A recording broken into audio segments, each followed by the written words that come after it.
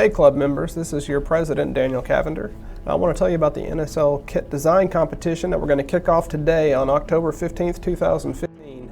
So the goal of this competition is to get members engaged in NSL's 2016 planning activities through friendly competition. We've been talking about doing this club kit for years now, and here's our chance.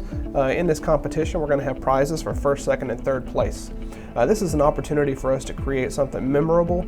We've got a lot of exceptional talent across this club, and it's time that the rest of the community knows that too. And this is a perfect opportunity for us to further promote our hobby. So this is the competition timeline. And today is October 15th, 2015. The competition rules have just been sent out. You're going to have the next 2 weeks to think about your submission. And then on November 5th, our next club meeting, I want members to declare their intent to participate in this competition.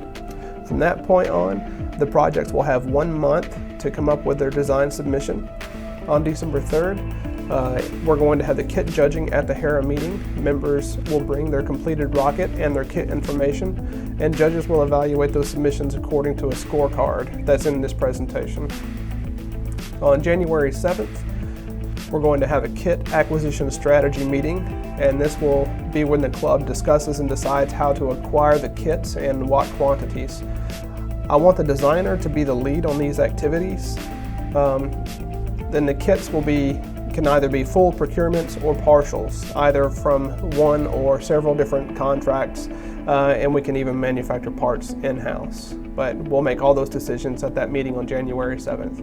And it's at that point, then on January 21st, that I want to be prepared to award the contract or contracts out for these NSL kits. And then by April 30th, have all of those kits delivered to the club and ready to go out at the launch. So these are the competition rules. Rule number 1. The rocket must contain all necessary parts to launch safely. That includes the motor retainer, the recovery system, the rail and rod guides, etc. Rule number 2, the rocket must have a minimum static stability margin of 3, and that is only for the designer's largest intended motor only. We can't control if somebody wants to build a larger rocket, put a larger motor in the rocket. Okay, now I want you to verify that with analytical evidence. A flight is not required. And the designer may use fins, tubes, etc.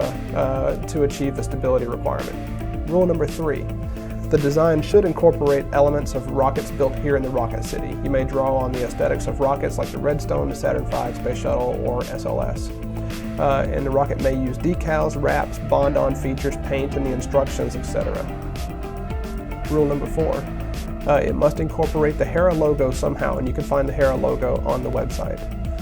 Rule number 5, it must incorporate the NSL 2016 logo.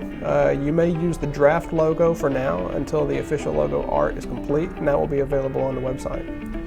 Rule number 6, it must be marketable between $15 and $40 per kit. That is the suggested target price for a club kit at NSL, and the designer is expected to recommend a sale price for their specific design. You knew about how much it costs to build, so you're going to know what a good price is to sell the kit at. Rule number 7, should use mostly commercial available parts like nose cones, airframes, etc. That doesn't preclude you from using some custom-made parts, but the more commercially available parts you have, the easier it will be and cheaper it will be to procure these kits. Rule number 8, should target a skill level of between 2 and 3, and you can reference the Estes kits for information on skill level.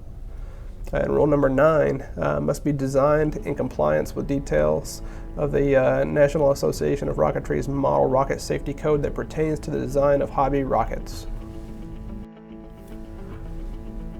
Here is the competition scorecard so that you know how you're going to be evaluated. Item number 1, the rocket has an aesthetically appealing design. It could be anywhere from a 0 for it's the flying ugly stick, to a 3 is it's okay, and a 5, I must have it now.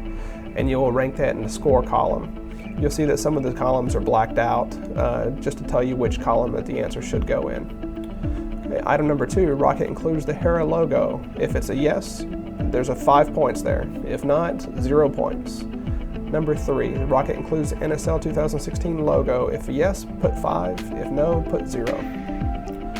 Number 4, rocket has a static stability margin of greater than or equal to 3. If yes, 5, no, 0. Item number 5, rocket has a suitable recovery system, yes or no. Number 6, rocket has a suitable motor retainer. Number 7, rocket has suitable rail guides. Number 8, rocket kit is priced appropriately. Number 9, the kit skill level, or SL, for skill level 1, put 2. For skill level 2, put 5. For skill level 3, put 5. For skill level 4, put 1. For skill level 5, put 0. Item number 10, rocket has features reflective of the rocket city.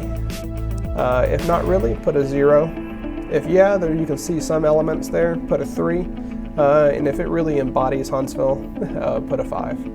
Item number 11, percentage of commercial off-the-shelf components. If it's between 0 and 20%, put a 1. If it's between 20 and 40%, put a 2. Between 40 and 60%, score it as a 3. Between 60 and 80%, give it a 4.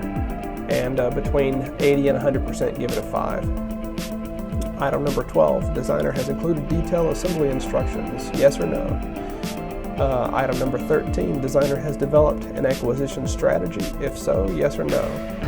That's not strictly a requirement, but it gives us a lot of, it gets us ahead of the curve a little bit if the designer has already come up with an idea of where they want to purchase these parts. Now, item number 14, designer has successfully flown the rocket. If yes, 5, then a no, 0. But that's not strictly a requirement. It's not required that the people in the competition fly the rocket beforehand, but if you already have and you've demonstrated that it's a stable rocket, then you get 5 extra points. Item number 15, rocket design is compliant with the details of the NAR Model Rocket Safety Code that pertain to the design of hobby rockets. If yes, 5, if no, 0. So thanks for looking over the rules of the competition. I hope that you guys are as excited about this as I am. I'm going to be entering my own submissions. So go back through the video, reference the rules, look at the scorecards, and start thinking about your designs. And we'll see you in the meeting on November 5th. Thanks.